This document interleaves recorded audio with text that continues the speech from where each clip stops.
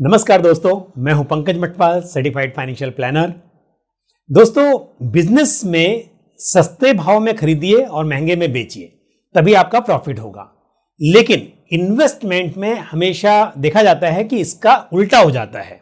जब भी मार्केट में रैली होती है, जब तेजी होती है, हम देखते हैं कि मार्केट काफी समय से ऊपर बढ़ता ही जा रहा है, उस वक्त निवेशक और ज्यादा निवेश करते हैं। और जब देखा जाता है कि मार्केट गिर रहा है और मार्केट काफी नीचे है, तो ऐसे वक्त पर निवेश कम होता है। अब अगर आप नीचे के भाव में खरीदेंगे और ऊपर के भाव में बेचेंगे, तभी आपका फायदा होगा। बट ऐसा हो नहीं पाता, क्योंकि साइकोलॉजिकली ऐसा लगता है कि जब मार्केट नीचे जा रहा है तो शायद और नीचे जाएगा, और जब ऊपर बढ़ रहा होता है तब ऐसा लगता है कि अब मार्केट और ऊपर बढ़ता ही जाएगा।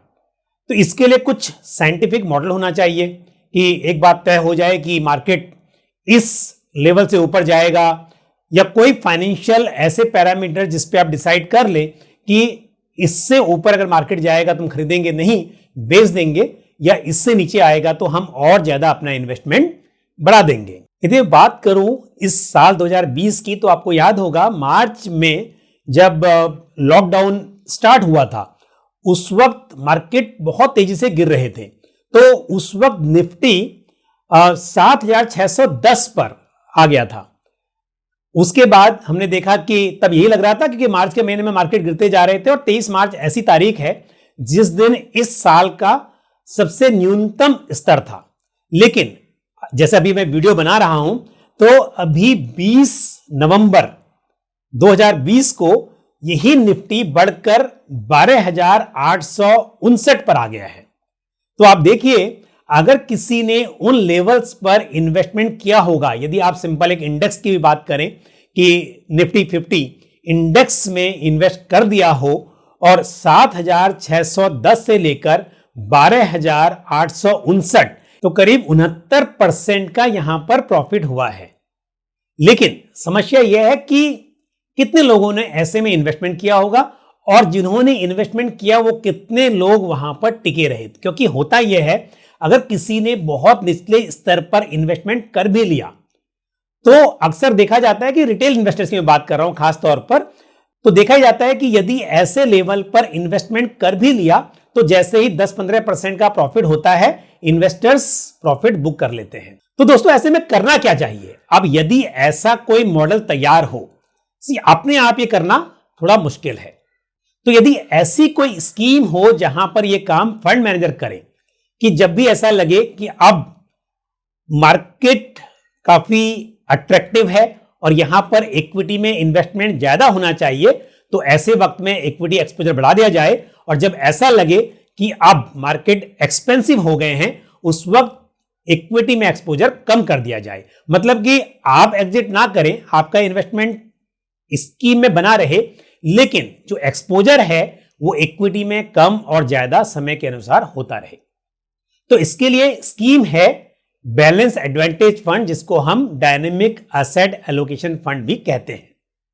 ये बैलेंस एडवांटेज फंड या डायनेमिक एसेट एलोकेशन फंड्स जो होते हैं, ये बेसिकली हाइब्रिड फंड्स होते हैं, यानी कि इनका इन्वेस्टमेंट इक्विटी और डेट दोनों तरह के एसेट क्लास में होता है। ये जो बैलेंस्ड एडवांटेज फंड है, यहां पर सेबी के जो डायरेक्टिव्स हैं म्यूचुअल फंड स्कीम्स को लेकर, उसके अकॉर्डिंग सिर्फ यह है कि ये स्कीम इक्विटी और डेट में एसेट एलोकेशन करेगी, और ये डायनेमिक होगा। यानी कि यहां पर कोई कंडीशन नहीं है कि आपको कितना इक्विटी में करना है, कितना डेट में करना है। आप चाहो तो 100% इक्विटी में इन्वेस्टमेंट कर सकते हो, और चाहे तो आप किसी वक्त पर इक्विटी एलोकेशन 0 भी रख सकते हैं। तो ये एएमसी को डिसाइड करना है समय के अनुसार। फंड मैनेजर्स पर कॉल लेंगे कि उनको एलोकेशन कैसा रखना है। और देखा जाता है कि अक्सर यदि मैं कुछ बात करूं फंड्स की, तो मान लीजिए कि एएमसी ने डिसाइड किया है कि उनकी स्कीम में जो इक्विटी एलोकेशन होगा वो किसी भी वक्त पर 30% to 80% के बीच रहेगा। यानी कि यदि समय बहुत सुटेबल है इक्विटी इन्वेस्टमेंट के लिए, जो वैल्यूएशन है वो काफी अट्रैक्टिव है, तो हो सकता है कि इक्विटी एक्सपोजर 80% तक चला जाए। और यदि समय सुटेबल नहीं है इक्विटी इन्वेस्टमेंट के लिए, तो हो सकता है कि इक्विटी एक्सपोजर जो है वो 30% तक ही लिमिटेड हो। तो यहां पर ये डिसाइड करने के लिए कि किस वक्त पर कितना इन्वेस्टमेंट होना चाहिए, इसके लिए एसेट मैनेजमेंट कंपनीज मॉडल को फॉलो करती हैं। अब ये मॉडल जो होते हैं ये प्राइस अर्निंग बेस्ड मॉडल भी हो सकते हैं और price to book ratio based model हो सकते हैं।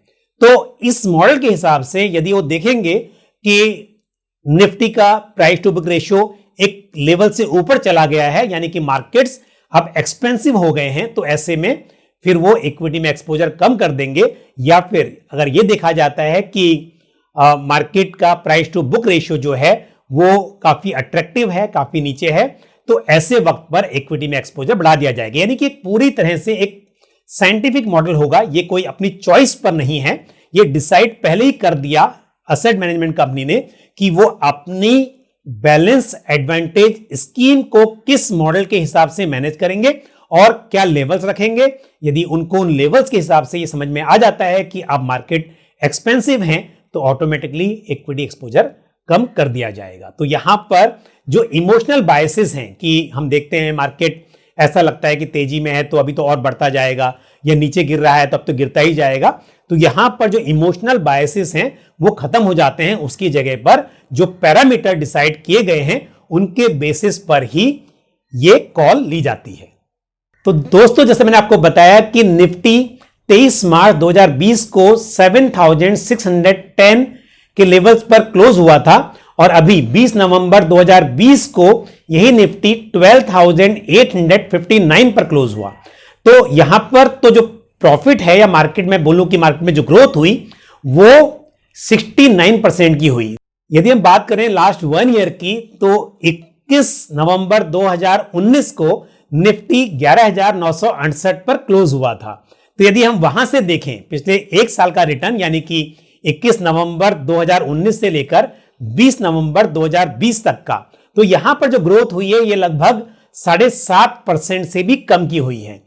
तो इक्विटी मार्केट में ऐसा नहीं होता है कि यदि आप पिछले एक साल का रिटर्न देखें तो वो पिछले 8 महीने के रिटर्न से ज्यादा ही हो सकते हैं, वो कम भी हो सकते हैं, क्योंकि मार्केट में उतार चढ़ाव बना रहता है। तो आप किस वक्त पर निवेश कर रहे हैं उस बात से तय होता है, किस लेवल पर निवेश कर रहे हैं उस बात से तय होता है कि आपको कितना रिटर्न मिलेगा। तो हमने देखा कि पिछले 8 महीने में मार्केट 69% से ग्रो कर गया, और पिछले एक साल की बात करें तो यहां पर ग्रोथ जो हुई वो लगभग 7.45% की हुई।